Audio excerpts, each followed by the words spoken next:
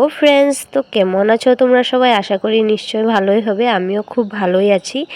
আর তোমরা তো আগের ভিডিওতে দেখেছিলে যে আমার ভাগ্নি এসেছে।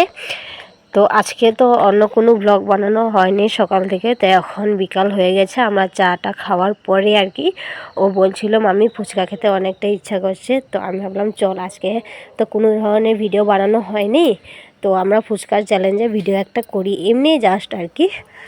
তো এই যে আমরা বানালাম ভিডিও। তো এখানে আমরা তিরিশটা ফুচকা নিয়েছি। 30টা মানে না, মানে 30টা ফুচকা নিয়েছি, 15টা করে দুজনে। তো দেখি কে জিতে কে হারে। আর তোমাদের দাদাভাইও খাবে, ওর জন্য আলাদা করে রাখা আছে। তো এটা হলো আমাদের দুজনের আর কি। তো ফুচকার আলুটা তো অনেক ঝাল করেই দিয়েছি, আর অনেকটাই ঝাল ছিল।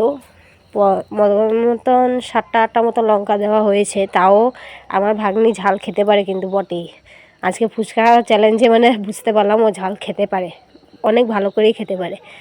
আমারই ঝাল লেগে গেছে, ওর ঝালে লেগে নেই।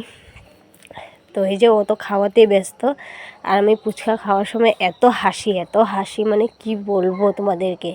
আমি বাইরে খেলেও হাসি, আর ঘরে খেলে তো হাসি আর হাসি।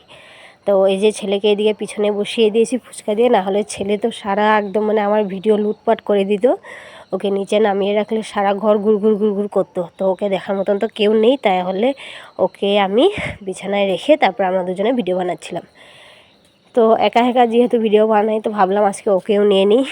আর অন্য কিছু যেহেতু ভিডিও বানানো হয়নি, তো এই ভিডিওটাই আজকে বানালাম সন্ধ্যাবেলা।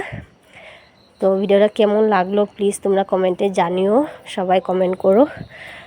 আর এদিকে আমার তো 10টা মতন ফুচকা খাওয়া শেষ, আমি আর খেতেই পাচ্ছি না।